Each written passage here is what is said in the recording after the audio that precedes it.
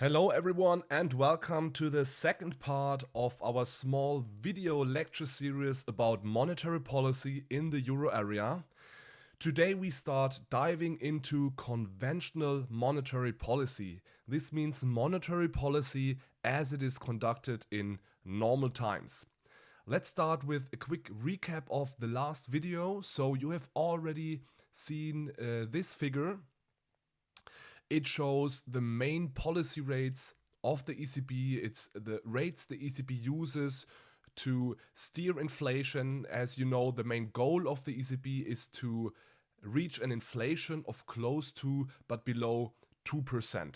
And to this end, the ECB has these three monetary policy rates. First, we have the marginal lending facility rate, we have the main refinancing rate, and we have the deposit facility rate. The marginal lending facility rate is the rate at which banks can borrow from the ECB overnight, so for one day. The deposit facility rate is the rate at which banks can lend to the ECB overnight, so they can deposit their money at the ECB overnight. And the main refinancing rate, which usually is the most important one in conventional monetary policy, that's the rate at which banks can borrow from the ECB, but not overnight, but for 1 week. And these three rates give you the main toolbox of the ECB during normal times. You have also seen this figure before. This gives you a bit more intuition what happens when the ECB lowers its interest rate and how this reduction in interest rates leads to reviving the economy, to a pickup in wages, consumption, investment, and also inflation. So by lowering the main refinancing rate here from 3 to 1%, it becomes more profitable for the bank to extend additional loans. So since the project here, the investment project of this firm, has only a return of 2%, it's not worthwhile for the bank to extend a loan to this project if its costs are 3% for the loan. However, if the bank only has a cost of 1% for this loan, it becomes profitable to extend this loan. So there is an increase in loans, there is an increase in investment, in consumption, and so on. So this is very, very roughly, broadly, the way how a reduction in the main refinancing rates feeds through to the real economy. What I want to show you today is how this channel you see here works in more detail. So to this end, we will build our own small model of the economy. You do not need to be afraid. There will not be any complex equation or any complex math. We will build this model purely with illustrations. In particular, what we are going to use are balance sheets. And the cool thing is that this model will give us a framework that we can also apply in future videos when we then look in more detail into the unconventional monetary policy measures of the ECB. So make sure to watch this video until the end and make sure you understand how this small model works. As I've just said, the model will be using balance sheets. So before we start, we need to understand what a balance sheet is and how it works. So I love balance sheets because if you understand balance sheets, it is really easy and it becomes really intuitive to understand what is going on in the financial system. A balance sheet is very broadly a snapshot of finances of a company, of a bank. It can also be a person, so of any entity at a given point in time. A balance sheet usually summarizes the assets. Assets are always on the left-hand side, so that's the stuff you own. And it also summarizes how these assets are financed, and that's the right-hand side. And they either can be financed by liabilities, that's debt, or by equity. I think the easiest way to understand this is with an example. So let's take an example of a balance sheet of someone like you and me. So you might not know it, but you also have a balance sheet, and this balance sheet might look as follows. You have on the left-hand side the things you own, your assets. So we assume here you have a bank account where you have deposits, money on your bank account, and you have, say, a house, right, which is real estate. And to keep it really simple, we assume you have no debt. So you have paid back all the debt for your house, etc. Or so no debt. And this means on the right-hand side of your balance sheet, you have only equity. Now let's assume, starting from here, that you want to purchase a car. And let's assume you have 20,000 euros of deposits here in your bank account, and the car also costs exactly 20,000 euros. So what you can do is you can pay the car manufacturer 20,000 in deposits, and in return you get the car. So after the purchase, you have no money in your bank account, but now you possess a car that is worth 20,000 euro. Hence, your personal balance sheet, the size of your personal balance sheet has not changed. We are as wealthy as before. The only thing that has changed is the composition of your balance sheet. And this is also called an asset swap, because you swapped your deposits now with a car. You can also, instead of using your deposits, ask the bank for a loan in order to purchase your car. And this would look as follows. So instead of using your deposits, you go to the bank, you say, hey, I need a loan of 20,000 euro in order to purchase this car. If the bank agrees and gives you the loan, your balance sheet will look as follows. Now on the right hand side of the balance sheet, you have a new liability, which is the bank loan, right? You have to pay this loan back at some point in time. And on the left hand side, you have the car. As you can see here, in this case, the balance sheet changes its size, the balance sheet gets bigger. So this is very basic. There is tons of material about balance sheets on the internet, so I won't go into detail here. You will also see, in order to build our model of the economy, we will not need to know too many nitty-gritty details about balance sheet. It will be sufficient to have a broad overview and to know the difference between assets and liabilities. Okay, let's start to build the model of our economy. It will be extremely simplified, of course, but it will be complex enough in order to use it to model all these different monetary policies. Our economy has three sectors. We have a central bank, we have a banking sector, and we have a non-bank sector. And with non-bank sector, I'm referring to any entity that is not a bank and that takes part in the economy. So this can be a retail company, this can be an insurance company, this can be a household, this can be a pension fund, etc., etc. And each of these sectors has its own balance sheet. So let's start with the balance sheet of the non-bank sector. That's households and firms. And let's, for simplicity, assume that the non-bank sector balance sheet only contains of deposits and government bonds as an asset, and no debt, meaning only equity on the right-hand side of the balance sheet. So you already know this balance sheet. This is very similar to what I've just shown you when we introduced the balance sheets. So let's move on to the balance sheet of the banking sector. So the banking sector holds on the right-hand side of the balance sheet the deposits that we, non-bank sector, own on the left-hand side. So deposits are a liability for the bank. From the point of view of the bank, taking in deposits means the bank borrows money from us. So if we go to the bank and want our money back, the bank returns us back our money in the form of cash. And it's like the bank is paying back its liabilities. So that's the first important thing you need to understand, that the deposits, the money of our bank account, is an asset for us. So for us non-banks, that's an asset.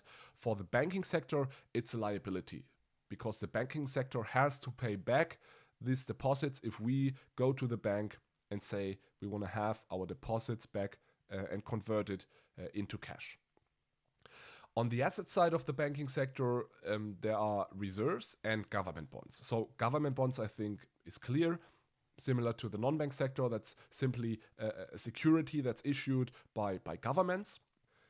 Reserves, on the other hand, are issued by the central bank. So reserves is central bank money. So to better understand what this means, let's bring in, last but not least, the central bank to our little economy. And as you can see here is that the relationship between the banking sector and the central bank is similar to the relationship between the non-bank sector and the banking sector. So reserves is money issued by the central bank. This is why the reserves are on the liability side of the central bank's balance sheet. So similar to the situation with deposits, if we deposit our money at the banking sector, it's a liability for the banking sector. If banks deposit the money at the central bank, it's a liability of the central bank. Another way of interpreting this situation is the central bank can issue new reserves. It can do this with a stroke of a pen. So out of thin air, the central bank can create new reserves and the banking sector can hold these reserves. And similarly, the banking sector can create new deposits. When the banking sector extends a loan, it creates new deposits and the non-bank sector can hold these deposits. Interestingly, the non-bank sector cannot hold these central bank reserves, at least not in a digital form. It can only hold this central bank money in the form of cash, of notes and coins. So for simplicity, we assume that the central bank on its asset side only holds government bonds. In reality, there is of course more. There is usually gold and other things, right? But we want to keep it simple. So this is basically our small economy. We have these three sectors. They all hold government bonds. On the asset side, the central bank issues reserves, which are held by the banking sector on the asset side, and the banking sector issues deposits, which are held by the non-bank sector on the asset side. And now we use this little economy to learn more about how monetary policy is implemented. We are going to start with conventional monetary policy in this video, and then in the next video or videos, we look at more unconventional measures.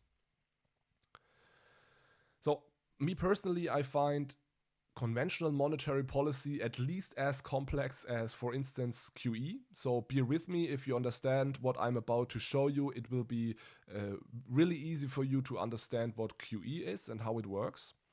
So what we are going to look at is what happens in our economy when the central bank lowers interest rates. Before we do this, however, we have to understand one very important feature. There is a link between the reserves held by the banking sector and the deposits issued by the banking sector. So when you deposit your money at the bank, so say 100 euro, the bank has to keep 1 euro of these 100 euro as a reserve, and it can lend out the rest. And this is called the minimum reserve requirements. And in normal times, banks do not hold more reserves than this 1%, because this is the most cost-efficient way for them to conduct their business. So actually this balance sheet of the banking sector is not completely correct. If we wanted to draw this correctly, it should more look like something like this, right? Because reserves held in the banking sector here only make up for 1% of these deposits here. So for the purpose of illustration, we will keep our reserves bigger in our balance sheet and simply assume that all the banks only hold 1% of their deposits in the form of reserves. So we do this for illustrational purposes, just keep in mind. Let's start now talking about what happens when the central bank decreases interest rates. That's exactly the situation we had here. Recall this, when the central bank lowers the MRR from 3% to 1%. We do this step by step. We start with the non-bank sector. So first step, what happens if the central bank lowers its rate? What we have seen here is that there is more demand for loans from the real economy, because this firm now, which had an expected return of 2%, can now profitably borrow from the banking sector. So first step is the non-bank sector. For instance, a firm demands a loan from the bank. So this loan here is first, of course, on the liability side. That's the loan that has to be paid back. That's the debt.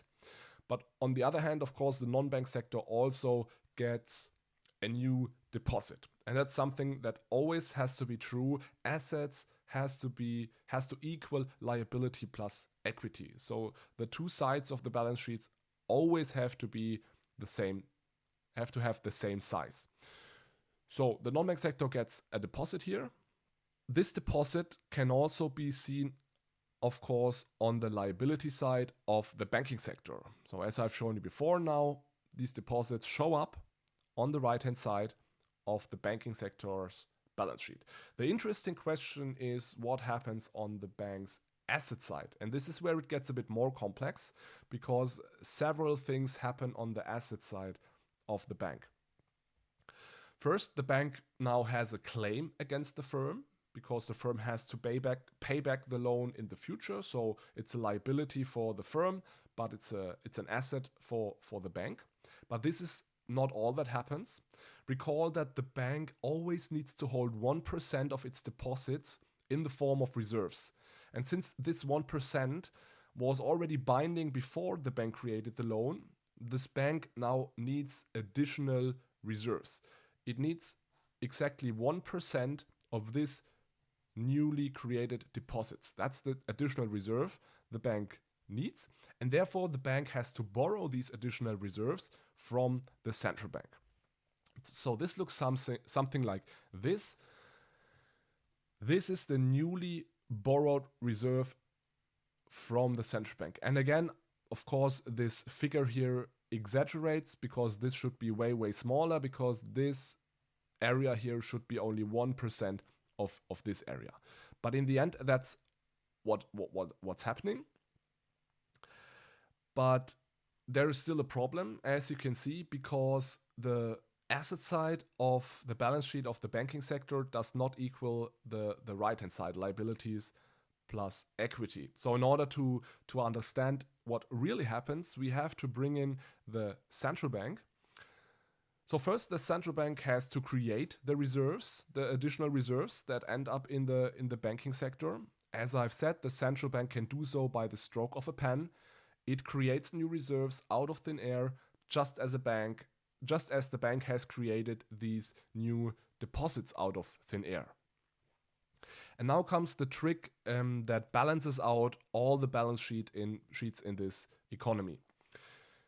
The thing is the following: the central bank only lends money to the banking sector against collateral. This means banks have to hand over some of their government bonds to the central bank if they want to get a loan from the central bank. And after 1 week, when the loan matures and the banks pay back their reserves, they also get back their government bonds. And this looks as follows.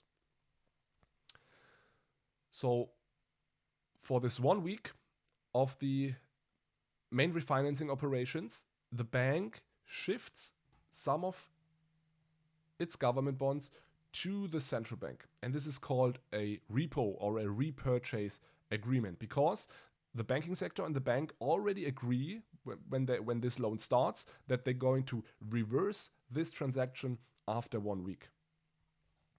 So parts of these government bonds end up here as a collateral, and in return, the banking sector gets these reserves. And the central bank does this because it wants to have a collateralized loan. It does not want to be too exposed to credit risk in the banking sector. Because if the bank defaults, the central bank now still has the government bond which it can sell in order to recoup its losses. So this has been a long way now. Let's summarize the whole process really quickly again. We start with a decrease in the main refinancing rate. What happens is that the non-bank sector starts demanding more loans. So we assume here that the firm takes on a new loan in order to invest. It gets additional deposits on its bank account. These deposits show up here on the liability side of the banking sector.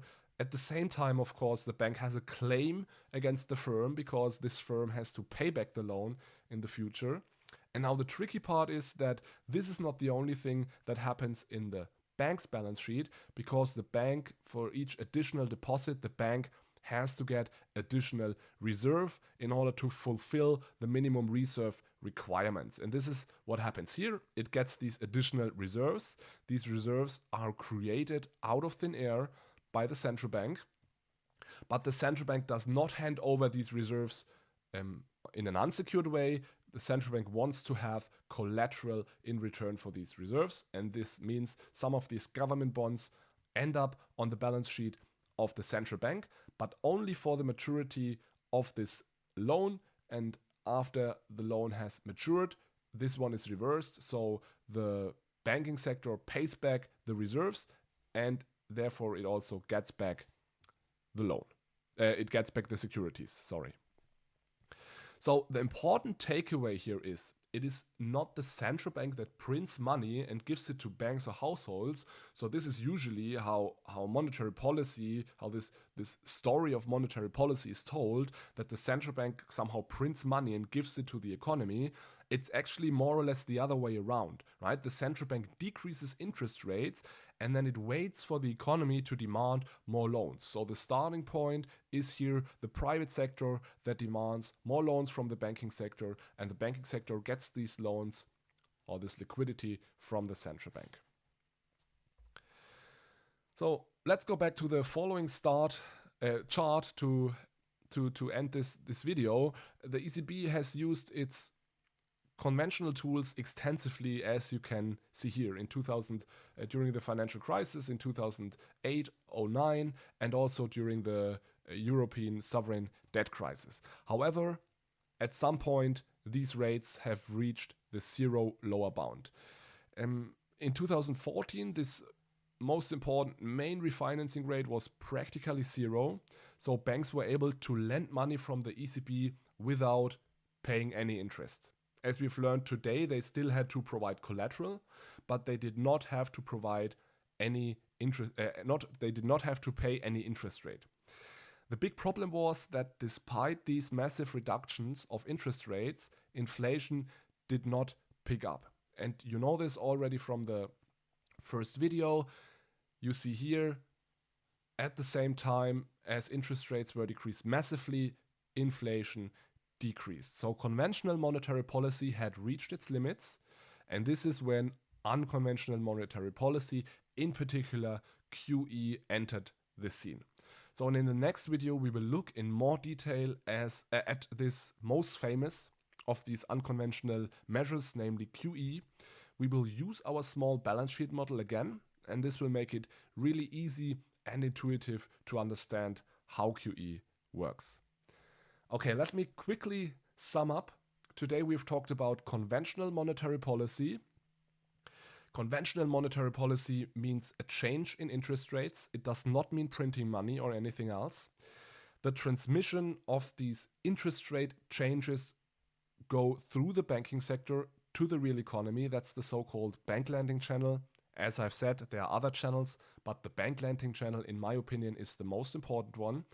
What's really important is it's the central bank that changes interest rates, but then it's important that the economy reacts and demands additional loans. Otherwise, nothing will change, right? So it starts from the private economy demanding loans from the banks, and the banks then demand this money from the central bank. The problem was that at some point, the interest rates of the central bank have reached the zero lower bound, and this limited the room for conventional monetary policy. And this is when the ECB moved massively into unconventional monetary policy, in particular into QE. And this is what we are going to talk about in the next video. I'm looking forward to this. See you then. Bye bye.